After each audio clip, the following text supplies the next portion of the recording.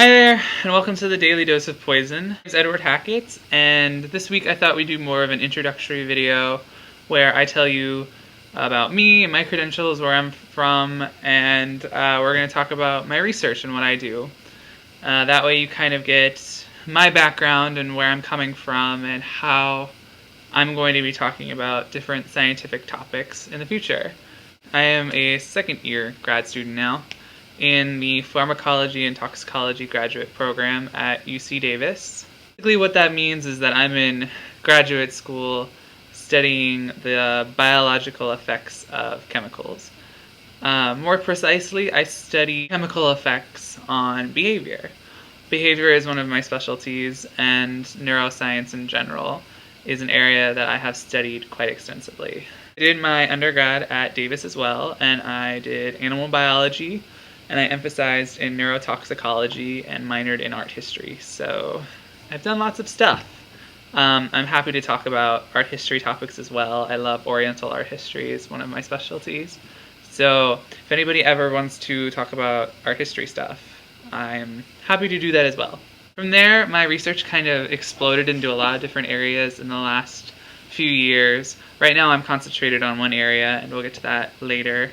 But I went from researching pain to going into bioterrorist effects on seizures and possible behavioral effects after seizures, which I'm hopefully going to talk about as well, which is a really interesting topic. I know a lot about bioterrorist weapons, and I think they're quite fascinating and quite scary. So I'm happy to talk about those and the research I did on the NIH Counteract program. Other research I did was water quality safety testing. I would look for microbes in water and filter the water, concentrate the microbes, and then plate to look for a certain strain of microbes and see if the water was technically safe.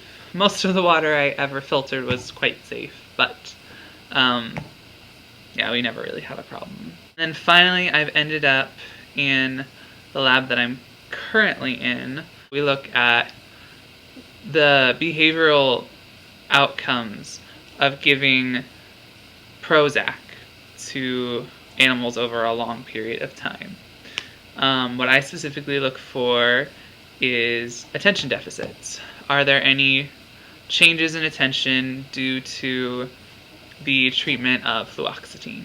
Basically, we're looking at varied levels of attention in the animals due to the Prozac treatment. I'm not going to show you the exact testing that we do, but I am going to show you something similar to the testing that we do.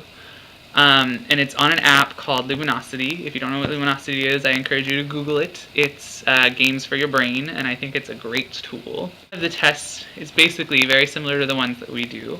So I want to show it to you. If I can find it.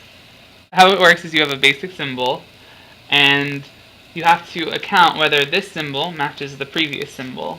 So, yes, yes, yes. That's what we do. Goes on like this for a few minutes. The key of the task is it to be long and boring, so that way you have to maintain your attention focused on the task for a long period of time. And the test has to be simple enough so that way you're not testing other behavioral things like memory or cognitive thinking. You're only testing attention. So the task itself has to be simple enough, and it requires a long time so that way the animal stays focused in trying to actually perform the task. I kind of know a little about me and my credentials and what I'm doing right now. I'm excited to progress this channel further and talk about topics that are really relevant in the pharmacology, toxicology, and neurosciences field. I got a request to do a video on how caffeine affects your brain, and so I'm going to go over the basic pharmacology of how caffeine works in your brain, and I kind of want to go over like chemical structures and how they fit into certain receptors to do certain things, and the enzymatic pathways. You guys kind of know what's ahead. I'm going to be doing the caffeine video next week, and hopefully the week after I will get to be talking about pain. And the week after that, I'm looking to be talking about bioterrorist weapons.